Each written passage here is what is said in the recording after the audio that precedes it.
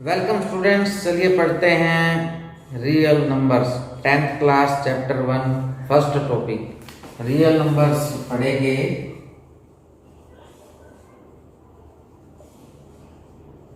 Topic start करने से पहले थोड़ा सा जान लेते हैं कि रियल नंबर्स क्या होते हैं। 9th क्लास में फर्स्ट चैप्टर आपने पढ़ा है नंबर सिस्टम। ओके, तो नंबर सिस्टम में रियल नंबर आता है। तो रियल नंबर दो टाइप के होते हैं, rational number and irrational number. Okay, एक नंबर चाहे जो वो रैशनल है या इरेशनल है, दोनों नंबर ही रियल नंबर्स की कैटेगरी में आते हैं। इन दोनों नंबर्स को ही हम रियल नंबर लाइन पे लोकेट कर सकते हैं। ये आप 9th क्लास में सीख चुके हो। ओके, तो इस चैप्टर में हम क्या करेंगे, हम रियल नंबर्स के बारे में और विस्तार से पढ़ेंगे। ओके, तो जो इस चैप्टर में सबसे पहला टॉपिक है, the first topic is Euclid's division lemma. Okay, third page पे लास्ट की 2-3 लाइनें हैं, आप उसमें देख लेना। Euclid division lemma. Euclid division lemma क्या कहता है, आप अगर उसको ध्यान से पढ़ोगे कि if there are two integers a and b, there exists another two integers q and r such that r is greater than or equal to 0 and smaller than b। Okay, अगर आप इस तरह से पढ़ोगे, जो उसमें डेफिनेशन लिखी हुई है वो अगर आप रीड करोगे तो आपको कुछ भी समझ में आने वाला नहीं है।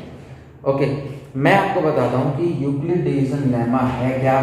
लेमा का यहाँ पे मतलब है प्रूवन स्टेटमेंट। जो स्टेटमेंट वो लिखी हुई है वही लेमा है।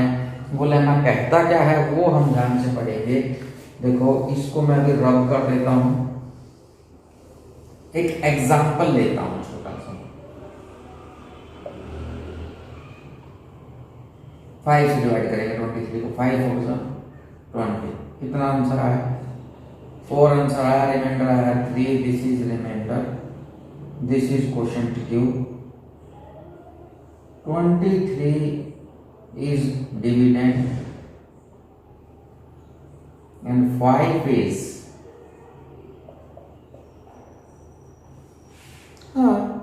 आप सोचोगे सर ये क्या सिखा रहे हो, अब हम 10th क्लास में हैं, ये डिवीजन सीखेंगे क्या? तो यूक्लिड डिवीजन लेमा आपको यही बता रहा है कि डिवाइड एंड चेक जैसे करते थे। अगर मैं इसको a बोलूं, इसको b बोलूं, ये q और ये r तो है ही, तो हम चेक कैसे करते थे? Dividend is equal to divisor into quotient plus remainder, यानी कि a is equal to bq plus r। आपको ये समझ में आ गया कि ये क्यों लिखा हुआ है, कहां से आया है। अब देखो ये क्या है, ये इसका क्या मतलब है? इसका ये मतलब है जो रिमाइंडर है, ये रिमाइंडर है, ये हमेशा या तो 0 होगा या 0 से बड़ा होगा, नेगेटिव नहीं हो सकता कभी भी। ये लिख दिया हमने, remainder is always greater than 0 और it may be equal to 0। Okay, और क्या होगा, ये जो रिमाइंडर है ये हमेशा इससे छोटा होगा, तभी तो हम इसको रिमाइंडर कंसीडर करते हैं। तो ये जो b की वैल्यू है, this is always greater than the remainder, or you can say remainder is always smaller than the divisor। ये भी समझ में आ गया आपको। तो यूक्लिड डिवीजन लेमा आपको यही समझा रहा है कि if there are two integers a and b, there exists another two integers q and r which satisfy a is equal to bq plus r and where r is greater than or equal to 0 and smaller than b। तो ये था Euclid division lemma.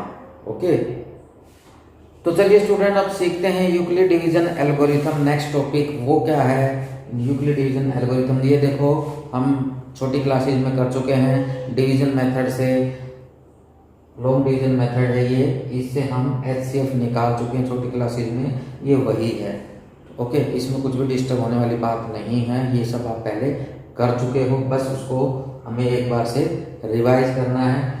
तो देखो 23 और 5 मैंने 2 number ले लिए, 2 number ले लिए तो मैंने इसको 5 से डिवाइड किया और ये लॉन्ग डिवीजन से इसका जो है मैंने HCF निकाल दिया है। जो भी रिमाइंडर बचता है उसको फिर हम डिवाइजर को जो है फिर हम उस रिमाइंडर से डिवाइड करते चले जाते हैं। और इस तरह से लास्ट में जब रिमाइंडर 0 आ जाता है तब उसको छोड़ देते हैं। तो यूक्लिड डिवीजन लेमा यूज करते हुए हम इसके एल्गोरिथम लिखेंगे।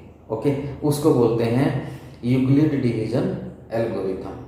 ओके, तो लेमा और एल्गोरिथम में क्या फर्क आपको समझ में आया?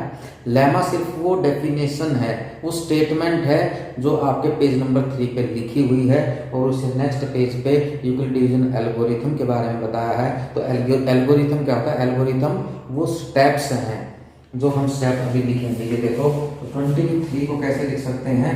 5 × 4 + 3 A = B × Q + R। अब मैं यहाँ पे 5 को कैसे लिखूंगा? 3 × 1 + 2। फिर यहाँ पे 3 को कैसे लिखूंगा? 2 × 1 + 1। फिर 2 को कैसे लिखूंगा? 1 × 2 + 0। यहाँ पे जब 0 आ गया तो ये जो b की वैल्यू होती है b = 1, तो ये क्या होता है? HCF। ऐसे हम HCF निकालते आए हैं। बस उस HCF को हमने यहाँ पे इन स्टेप्स में लिख के बता दिया है। तो ये जो स्टेप्स हैं माय डियर स्टूडेंट्स, ध्यान से सुनो, ये जो स्टेप्स हैं इन्हीं स्टेप्स को यूक्लिड डिवीजन एल्गोरिथम बोलते हैं। जो ये एल्गोरिथम चली आ रही है इन्हीं को यूक्लिड डिवीजन एल्गोरिथम बोलते हैं। और यहाँ पर हमें HCF की वैल्यू मिल गई है। तो आपका जो एक्सरसाइज 1.1 का फर्स्ट क्वेश्चन है वो यही है। इसी तरह से उसको करना है, तो आप उसको कीजिए। तरीका मैंने बता दिया है, उसमें यही लिखा हुआ है, find the HCF using algorithm, Euclid division algorithm. तो यहाँ से एक बात और स्पष्ट होती है, कई बार ये एग्जाम्स में पूछा गया है कि where do we use Euclid division algorithm, या what is the use of it. इसका यूज क्या है? तो इसका यूज यही है, it is used to find the HCF of the 2 numbers. Okay, तो इसी तरह से हमें ये यूक्लिड डिवीजन एल्गोरिथम यूज करना है। तब तक आप फर्स्ट क्वेश्चन कीजिए, मैं आपके लिए नेक्स्ट वीडियो बना रहा हूँ जिसमें हम डिस्कस करेंगे सेकंड क्वेश्चन, थर्ड क्वेश्चन और फोर्थ क्वेश्चन। वो थोड़े से अलग हैं। तो तब तक के लिए बाय।